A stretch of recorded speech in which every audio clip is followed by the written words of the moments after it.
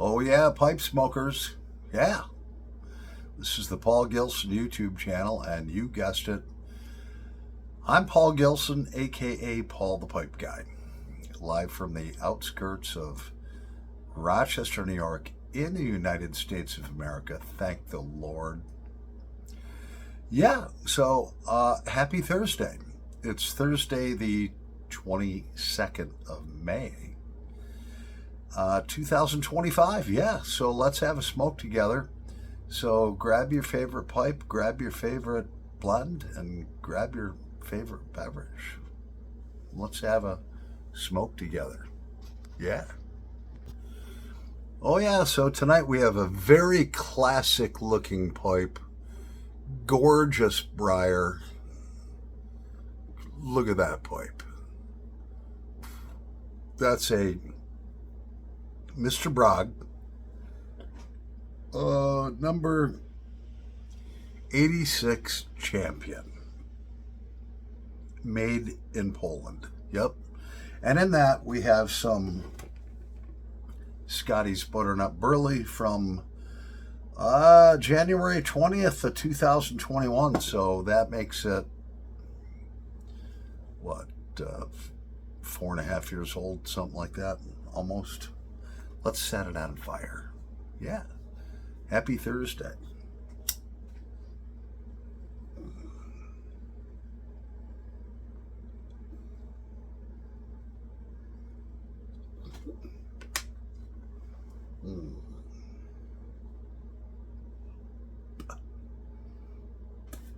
Oh, that's good.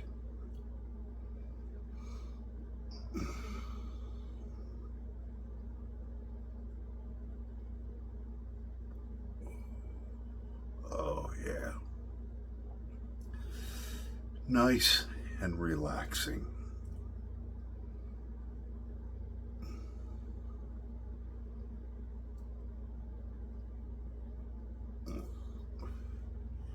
We have another damp, cold day today. It's about 55 degrees outside and kind of raining a little bit.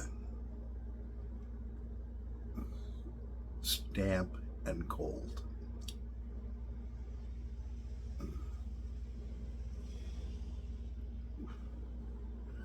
Wonder if you can inhale Scotty's Butternut Burley. Let's find out. Yeah, you can.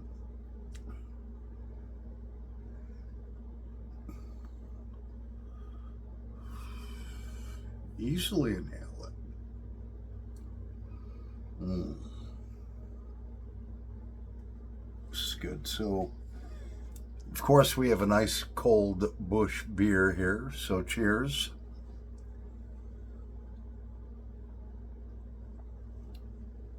Oh, yeah.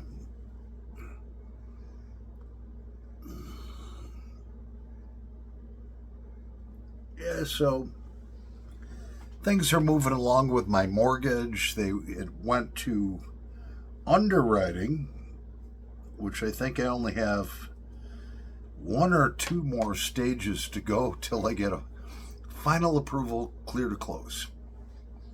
So I'm pretty stoked about that. Thanks for all the well wishes, all the prayers, all that stuff, you know. I appreciate them. I really do.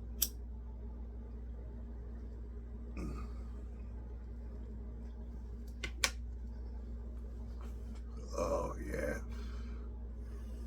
This is good. This pipe.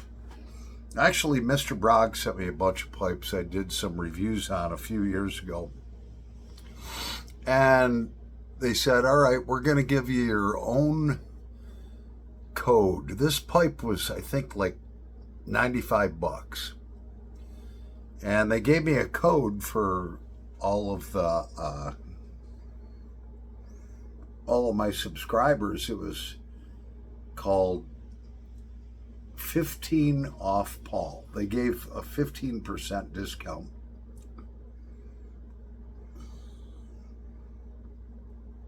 And they sold over 100 pipes just for me saying, hey, you could buy this great pipe. I didn't make any money off of it. They didn't give me any free pipes or anything to do that.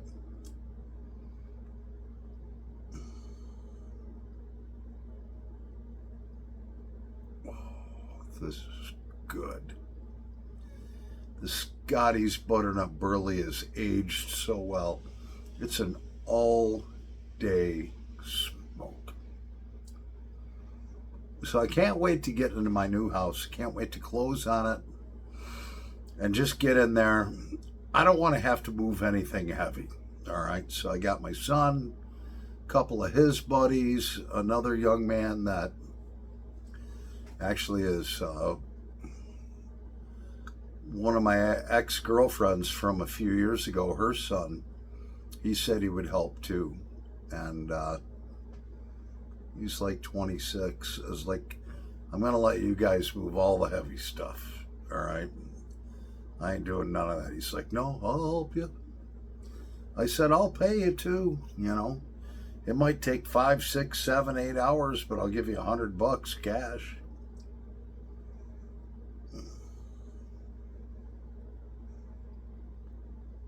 So yeah, I figure everything that I have in this house should fit if it's loaded properly into a 24-foot U-Haul. I actually, as a teenager, it's funny, you'll laugh at this story. We used to have this local family-owned furniture store called McNull's Furniture in Spencerport. They're not in business anymore. The father started it, then the son ran it. He decided to get out of the furniture business. But can you imagine this? Like back in like 1981, you got a 16-year-old kid, and my buddy, he was the driver because he had a license. You got a 17-year-old kid, so we're 16 and 17. And we were responsible for delivering furniture that was sold. We were responsible for loading the truck and delivering the furniture. The family just like, can you imagine this today? A 16 and 17-year-old kid, they throw you the keys to a 24-foot long big box truck and say, hey, go deliver, thousands and thousands of dollars worth of furniture. That wouldn't happen today. But they did. And we were responsible, and we did a good job. And because of our generation, we were very respectful to the customers and all of that stuff. It was great. Those were great times. I remember one time we pulled up to this bridge, all right? We were going down a road, and all of a sudden there's a railroad trestle that went over the road. It was, for trains. And my buddy's like, whoa, we better stop. Paul, get out and tell me if we're going to make it under this. And so I got out, and he's got the windows rolled down so he can hear me. And it was a busy road. I was like, dude, we're about like 3 inches too high, the box truck is, to get under this bridge. If you keep going, you're going to rip the top off of it. He's like, all right. He gets out. This guy's a smart guy. I said, well, we got so much traffic behind us, we can't turn around.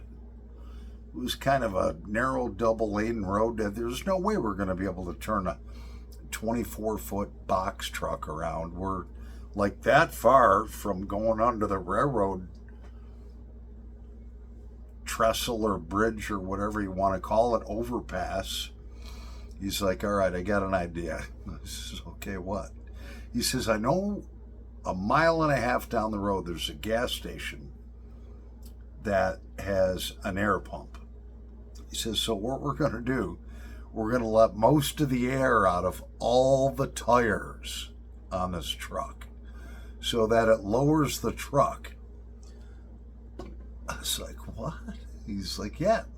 So we started letting the air out, and the tires stand about, I don't know, 7 or 8 inches above the rim, and they're going down.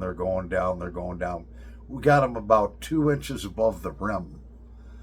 And finally it's like, all right, let's see if it fits under. And I'm watching, and I'm like, yeah, man, we got like 2 inches to spare. Just go slow. So I'm guiding them through. We got under the bridge. Now we got 2 front tires that are flat, almost,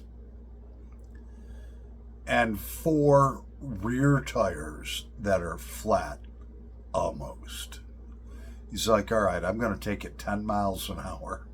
We got cars behind us beeping, flashing their lights.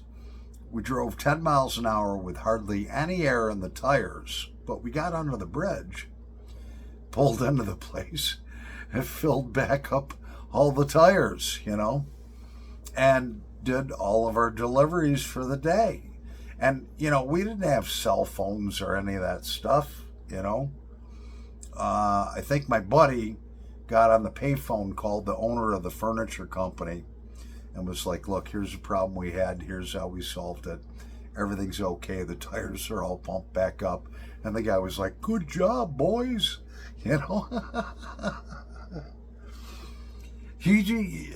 These kids today just wouldn't do it. They'd keep on rolling and rip the top of the truck right off. That's what would happen. And then these kids today would be like, my bad. Sorry. Got a whole top ripped off the box truck. Furniture probably spewing down the road. Would have been bad. My buddy was a smart guy, man. He's an engineer. He's, now. Yeah. So, but we got through it. Yeah, so as teenagers, we were very ingenuitive, In fact, the whole same bunch of us, there was 4 or 5 of us that worked for 2 or 3 businesses. We all had multiple jobs, okay? And we were still going to high school, playing sports, all that. We were busy teenagers, all right? And so there was 2 or 3 of us that had jobs.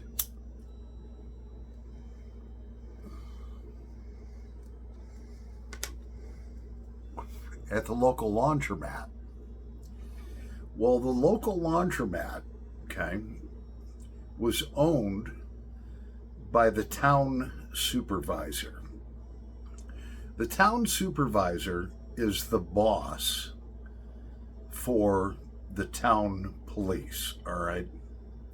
You got the chief of police, but then you got the town supervisor that tells them what they got to do, all right? So we were 16, 17 years old, and the local Spencerport laundromat was open till 9 o'clock. And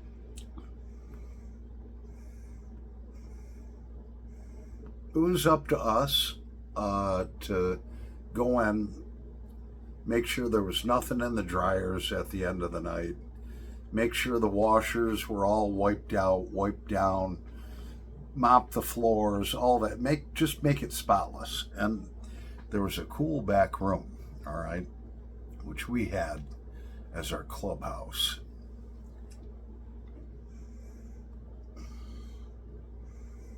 We'd go pick up our checks every Friday. They weren't checks. They were little manila envelopes about that big. And he paid us $62.50 a week to go in for an hour or 2 every night, make sure the laundromat was spotless, lock it up, all that stuff. We had the keys to everything. And we were 15, 16, 17 years old. So we had this little back room that was our clubhouse. we'd sit back there, and we weren't doing drugs or any of that stuff, but we'd sit back there and have some fun. And I remember one night,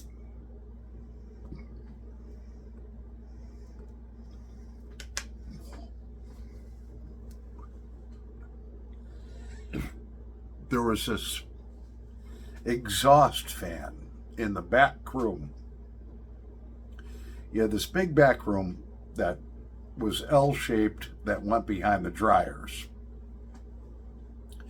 What it did is it sucked all the hot air out of that back room, vented it outside. I mean, this fan was huge. It was probably like from 1940. Made in the USA. So one of my buddies, Dan, he says, hey, what would happen? We had all these expired newspapers and magazines. What would happen if we threw these up in the fan? And he throws one up. It goes into the fan and it gets shredded into like little strips about that big and about that long, and throws it back on us like confetti, and we're all laughing. So we're all grabbing a bunch of newspapers, throwing them into this ventilation fan. It's blowing everything back at us. We're laughing. We're having a great time. And Mr. Sikelko, who was the owner of the laundromat and who was the town supervisor, came in to check on us, and he knocked on the back room where we were all. And I'm telling you, we were knee deep in shredded paper, newspaper, and everything. And my buddy Paul, the guy that had the idea about emptying the air out of the tires to get on the bridge, he's like, uh-oh. He says, all you guys shut up. Cracks the door open, and there's Mr. Sikelko. He's like, Paul, what's going on, boys? What's this big mess back here with all the shredded paper? And he's like, oh, Mr. Sikelko, somebody came in and made a huge mess. They tore all these magazines up and everything, so we didn't want our customers to see that, so we swept it in the back room, and we're picking it up right now. Oh, good job, boys. I'll put a little extra in your pay envelope this week. And then he left, and we're all just like trying not to laugh too hard. Those were the good old days. Now, do you think that guy didn't know what was going on? He's not going to be like, back then, adults, he was a great guy. He was probably in his 60s then. You think he didn't know we were fucking around? He saw fucking paper hanging out of the exhaust fan. You think he didn't know what was going on? But he's, my buddy's just like, oh no, we're taking care of it, Mr. Sikelko. Good job, boys. And he left. And we cleaned up every speck of that. I'll tell you. There was probably 6 or 7 of us that used to hang out there. And he didn't care. There was only 2 of us assigned to work at night, but on certain nights there'd be 6 or 7 of us all together. We were all mates, all good friends that would hang out there, and he didn't care. We weren't damaging anything yet.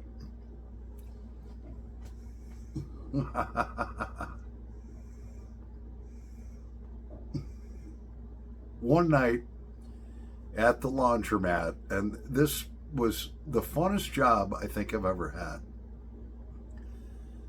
And the thing of it is because he was actually the supervisor over the police chief and the local police department, he gave us all letters. He's like, Paul Gilson has my permission to drive after 9 p.m. Back then, if you didn't have your license and you were under 18 years old or something like that, you couldn't drive past 9 o'clock. All right. And so he wrote us letters saying that we could. He's like, if you get pulled over or anything on your way home, just show him this letter and you won't have any problems. And we never abused that because, you know, we didn't want to be out till like 1, 2 in the morning out screwing off and driving around tearing up the town and disappointing the guy, because then he'd be like, guys, you let me down. So we carried these letters in our wallets. None of us ever got pulled over. We just went straight home. You know, we'd do our work, and then we'd actually, because what we'd do is we had to, in the washing machines, you'd take the agitator out. That's the part that spins around, agitates the clothes, rinses them and all that stuff, puts the soap in them, all that shit. So our job was every night to pull those off. Well, a lot of people left change in their pockets, so we'd end up with like 10, 15 bucks every night on top of our pay. And there was a Pontillo's Pizzeria right next door, and we'd be like, you know, that was the first thing we'd do. And we'd order a large pizza with cheese and pepperoni, 2-liter bottle of Coca-Cola, and, you know, we'd do our work, and then we'd stay maybe an extra half hour or so and eat that and drink some Coca-Cola and stuff like that together and just all laugh and joke. It was all good fun back then. I miss those days. Yeah, so he circumvented the Department of Motor Vehicles and said we could drive anytime at night for our job. That kind of stuff doesn't happen nowadays. I mean, but we didn't disrespect it, and we didn't take advantage of it. You know, because those were fun days. Anyways, I'm Paul the Pipe Guy. I hope you enjoyed my old stories of my teenage years that were great for me. The one last thing I want to share with you, we used to have the dryers, you know, that you put your clothes in. There was a long line of them. And we used to have contests to see how long, and we were all like 130, 140, 150 pounds then, little skinny kids. We would see how long you could take a dryer ride for. How many quarters can you do? And so it'd be like, we'd climb into the dryer, which is only about that big. I don't think I could do that now. And one guy would throw 2 quarters in, and instead of shutting the door so it would be so hot, there was a little button that the door would, if you closed it, would push in. And we'd push in that button, and we'd time to see who could do the longest on a dryer ride. And you're in the dryer going, vroom, vroom, vroom, vroom, vroom, vroom. Well, one time one of the buttons got stuck, and it wouldn't stop. And the kid in there, he's like, let me out, let me out. And he's laughing, let me out. And we were like, the button it pushed in too far. It won't come out now. We had to get like a little screwdriver and poke it in there and realign the button so it would come back out. We finally got him out of there. He won the contest. You should have seen his hair. Anyways, I'm Paul the Pipe Guy. I love all you guys. Have a great night. Happy Thursday. Yeah, thank God tomorrow's Friday. And then I have a long weekend, Saturday, Sunday, and Monday is Memorial Day. I salute our troops on Monday for Memorial Day, for all their sacrifices. over and out.